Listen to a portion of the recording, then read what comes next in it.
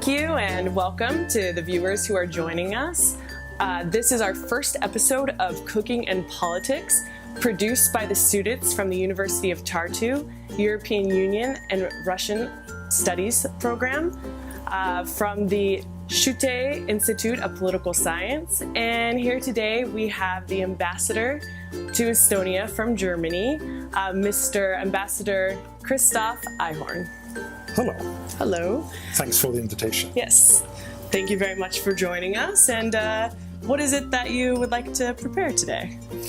The idea is to talk about Europe and cook at the same time.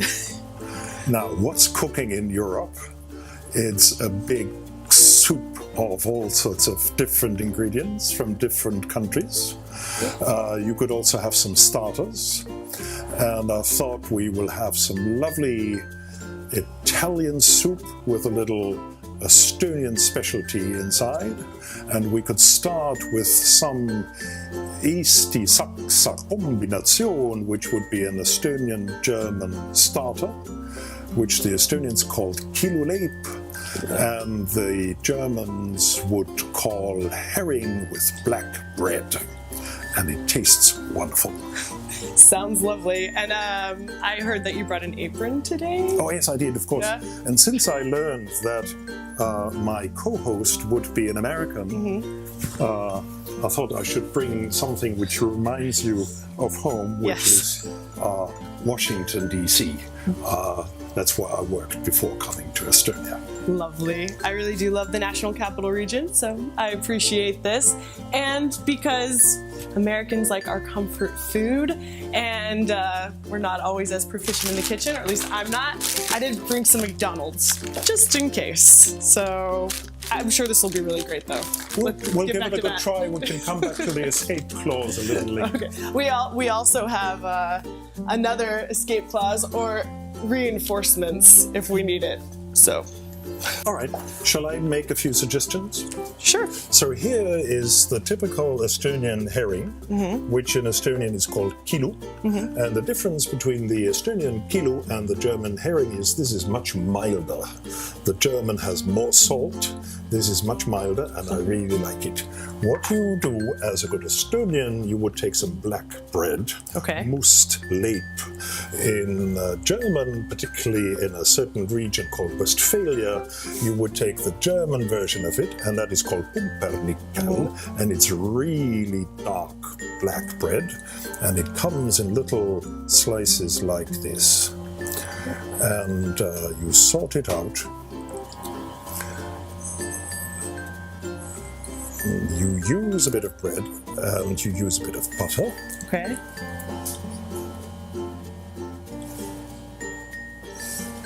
And then you need, of course, an egg. As far as the European elections that are coming up, what would you say is valuable for our viewing audience to understand? Well, the first thing is we must all go and vote. Okay. I just registered in Germany because I live in Estonia. I have to register in Germany to cast my vote there. Okay. There is a certain bureaucratic procedure, and you go through it, and then you are registered in the town of Potsdam, just outside of Berlin. So I can I can vote from here, but the vote is being counted there. You could also vote as a good member of a European member state in any other country of the EU where you live. So I could vote in Estonia if I wanted to. That's one of the great achievements of the European Union, that you could not only vote in your home country, but you could also vote in another European member state. Only once, of course. The moment I cast my vote in Germany, I could not vote in Tallinn. The moment I vote in Tallinn, I could not vote in Germany. So go and vote is absolutely essential in this election. Okay, I see. And why is voting essential? How is that going to affect the lives of just everyday Europeans? Well, I mean, voting is the moment when you decide about the future of your country.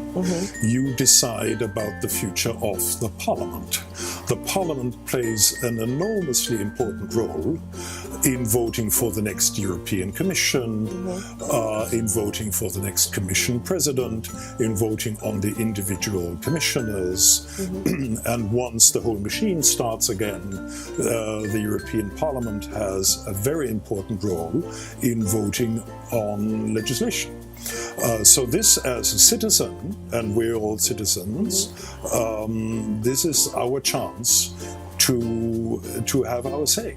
So if we stay at home and don't vote, we should not be surprised that, you know, people on the far right, people on the far left go and vote, and suddenly we have majorities in the European Parliament which we might not like.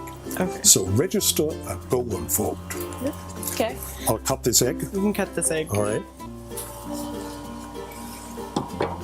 So we use this wonderful special egg cutter, Nice. and we do it like this, and that makes it so much easier. Are you preparing this a lot at home? Well, I am basically an ignorant dilettante in the whole thing, so I try and look as professional as could possibly be. So is this acquired then? No. I use it quite a bit because I just like kilupumpernikkel. So what we need now is the lovely fish. Okay. And what we do is we just pick it. You pick one, I'll pick one. All right, I'll take a stab at this. And you take a little piece of this, and you put it there, and you punch it in there, and there is your kilupumpernikkel. Lovely. Can you give some examples of what that legislation would feel like to the average viewer, to the average European citizen?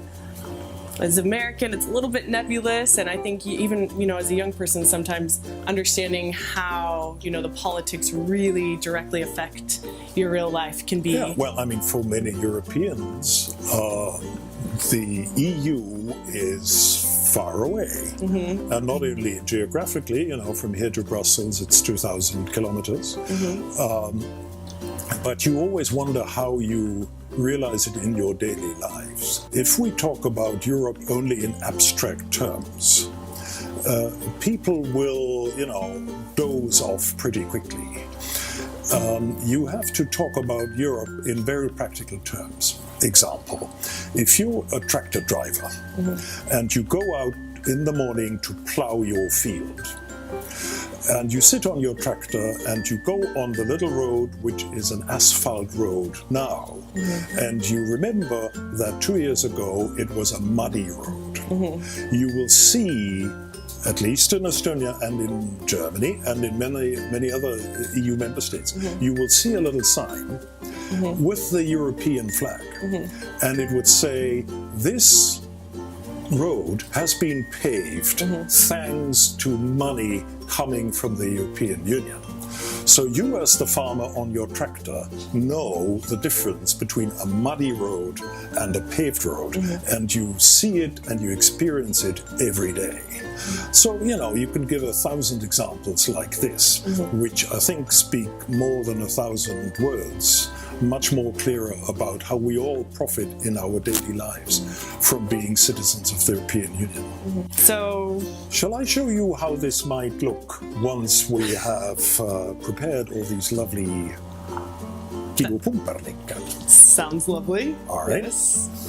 This is the result. It's very lovely. If you're lucky. And Ours were coming close, right? it's really tasty. Yeah. Since this is a show for students, and as we all know, students never drink alcohol, there is of course no vodka here. A real good Estonian would have kiluleb and a good vodka with it. But why don't you just try the kilu? Thank you. Okay, now I just eat it on the stick too, or take the stick off? You just eat it like this. Okay.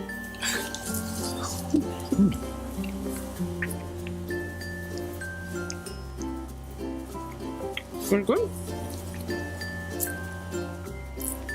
All right. right, so we're moving on to our next dish. Mr. Ambassador is going to be instructing us on. So if you can please let us in on the details of this. Instructing is a big word. You know, I'm an amateur in the whole business, but at least, you know, we try our best. Okay. So again, I thought, what can we do, you know, to illustrate what Europe is? And Europe is doing things together. So here is an idea, you know, of an American and a German trying to play with some Italian celery and some really Estonian very which is a lovely Blutwurst, as we would say in German. So what you do is you cut this into small pieces, right? Like this and like this. You throw it into a big pot, which we'll do in a second. You add a little bit of cream. You add a little bit of water. You add a little bit of salt. And you get a nice little mix. And you stir it so that you don't burn it. And then, you know, with a bit of luck, you get your soup. And then you come to the Estonian Blutwurst, which is also to be cut like that into smaller stripes first and then into pieces. So once your soup is boiling, you just pour this in, and at the end you have a white soup and black spots, and it tastes like an Estonian going on holidays to Italy. What's so important about European togetherness at a time like this? So only if we have a critical mass of people, we can still play a role on the world stage. 500 million people in the European Union, that is already something. 300 something million Americans, 140 million Russians, many more Chinese. So there you have the Indians and the Brazilians and so forth. So if you look at these figures, you very quickly realize that whether you are 82 million in Germany or 1.3 in Estonia, alone you don't get anywhere. You have to join together, you have to form the club, and that's the European Union. Shall we try the celery? We shall. There we go. Now, ready to heat this thing up first? Let's heat it up first. Okay. So as we're stirring this, I just wanted to ask you, you know, about how you see the EU's role in the world. You know, you said the EU is a significant actor, and that's important for us to keep in mind for the future. So what do you see the force of the EU doing in the world? I would certainly argue that the EU is a force for good in the world. Why?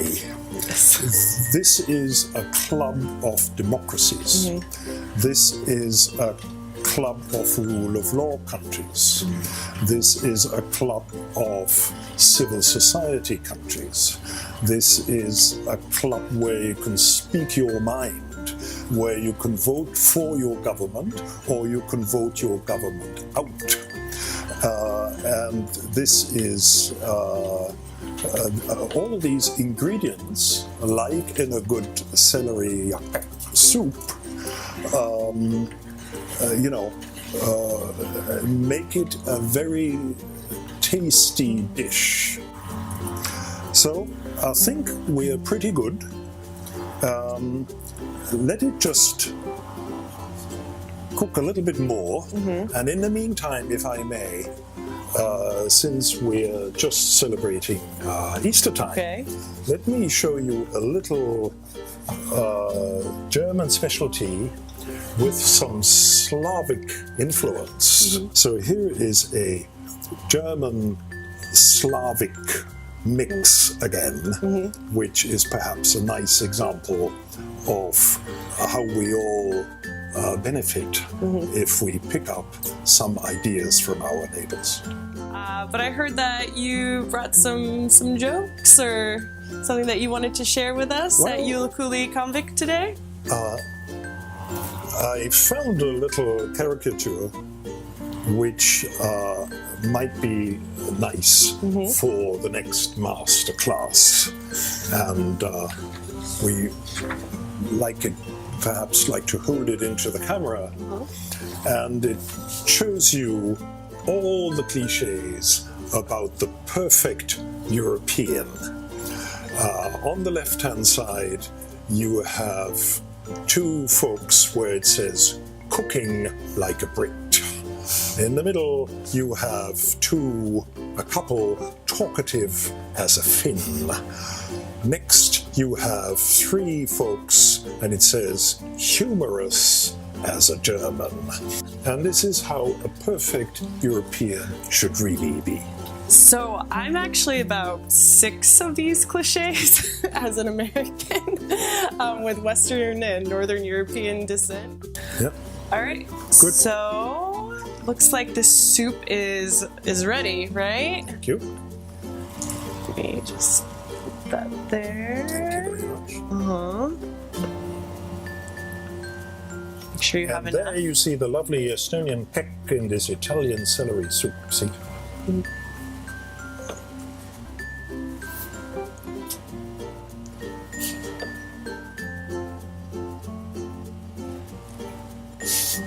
Let's give it a try. Okay.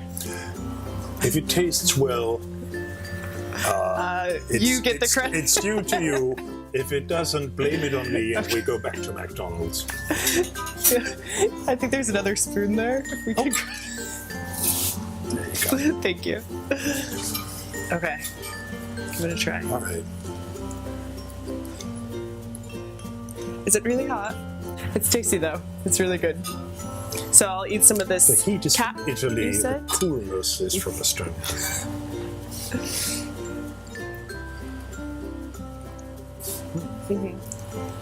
Very tasty. All right. So thank you for joining us for Cooking and Politics, and especially thank you to Ülikooli Kohvik for giving us this space to cook with the ambassador to Estonia from Germany. Thanks for the invitation.